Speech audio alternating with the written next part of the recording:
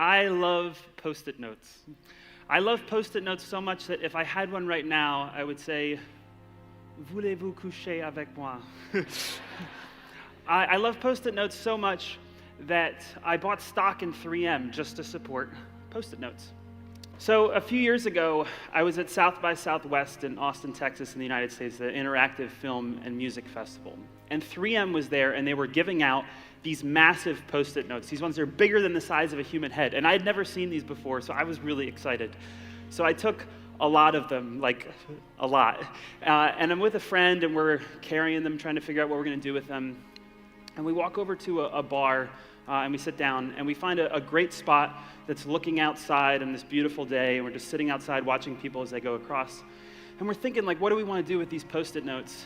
And almost as a joke, we just scribbled on one of them, free problem solving, #0problems, put the Post-it note out on the table, and then as people are walking down the street, we're just yelling at them, hey, do you need any problem solved? Free problem solving, business, life, horseback riding, welding, you name it, we'll solve your problem.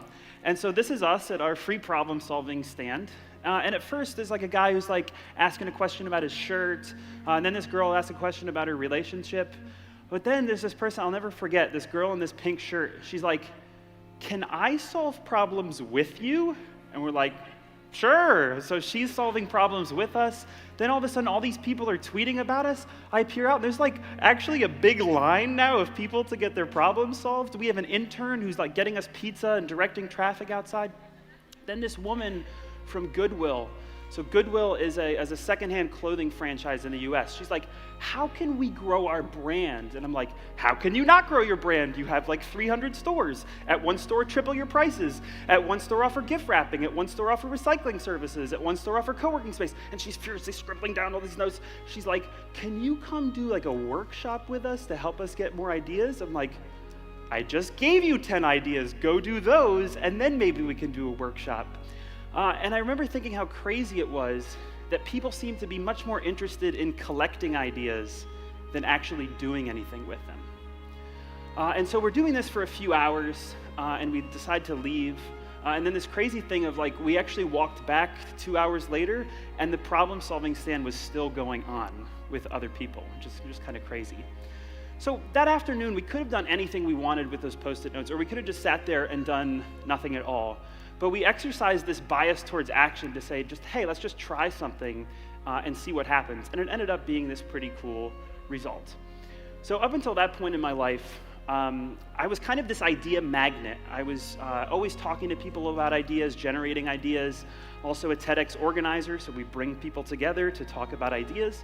And I would find myself in a lot of rooms like this, right, filled with people with big smiles and lots of Post-it notes. And as someone who loves Post-it notes, you would think I would be happy about this.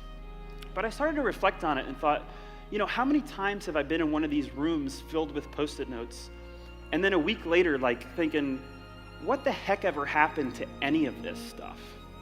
And so I started to study the science of action and what really either sparks people to act or holds people back from acting. And what we found is that most people, for most ideas, either don't do anything with it or will slowly make a little bit of progress over time. But people who are incredibly action-oriented, they take these massive surges of action right away, where they take a massive amount of action right away and surge forward on an idea.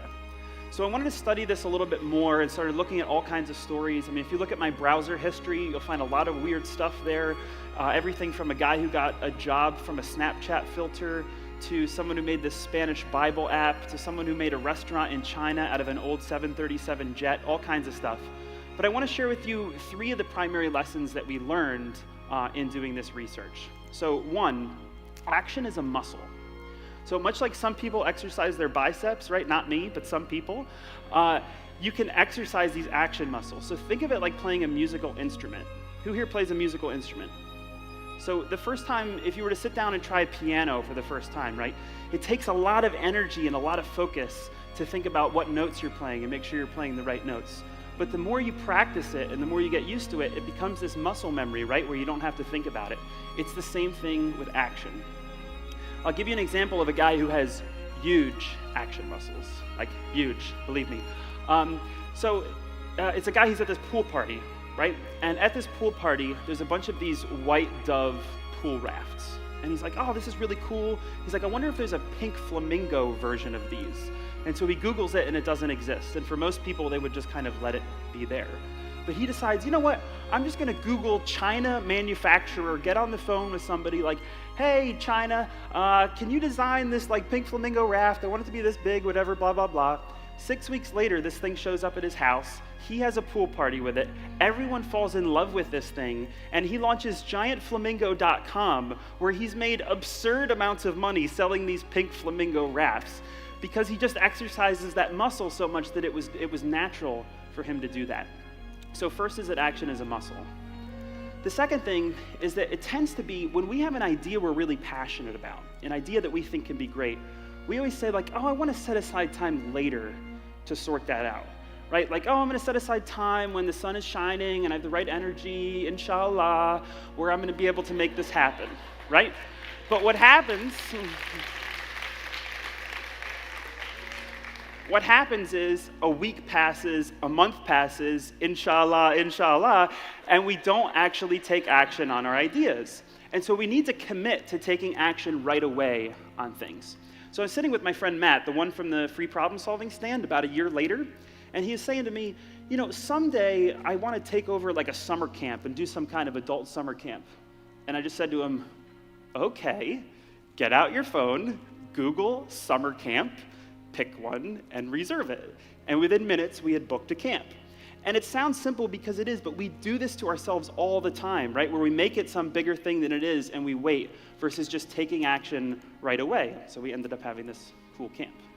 Okay, third thing is that it's actually, when we have an idea ourselves, it's actually really hard to come up with actions for our own ideas. But when it's somebody else's idea, it's really easy to be like, you could do this, you could do this, you could do this, right? Like think back to that Goodwill woman of all the different things. And so the key is setting yourself up to make sure that you're getting that feedback from others. So a good example of that was actually at the camp that we ended up organizing. We decided to call it Action Camp. And we brought together a bunch of really cool people to learn from each other, have fun, and take action on an idea. And so one of our friends at camp, her name is Christy, she had a great job at a great company, but in that environment she decided to share like, yeah, maybe someday, like long into the future, I want to start a flower shop, and that's something that I might want to do. And so we did this process which we call action storming, which is generating actions for other people's ideas. And through that action storming process came up with some very specific items for her, like think about what venues currently are reserving weddings, or document for the next 30 days events that could be enhanced with flowers, whatever they are. And she decided that over the next month, she would start taking action on some of these things. And as she did that, she was realizing like, wow, maybe this flower shop doesn't have to be something in, such a far distant future. And within a few months, she actually had quit her job and started this flower shop. If you ever find yourself in Fargo, North Dakota, you can check out this flower shop. It's called Love Always Floral. It's a beautiful place. But the point of all of those is that everything in life that's hard is just a series of things that are easy. You just have to take that first step, right? And your idea could be the next Nobel Prize, or it could be the next pool toy. But the point is taking that responsibility for yourself and committing to yourself to say, I'm going to take action and I'm going to make it happen.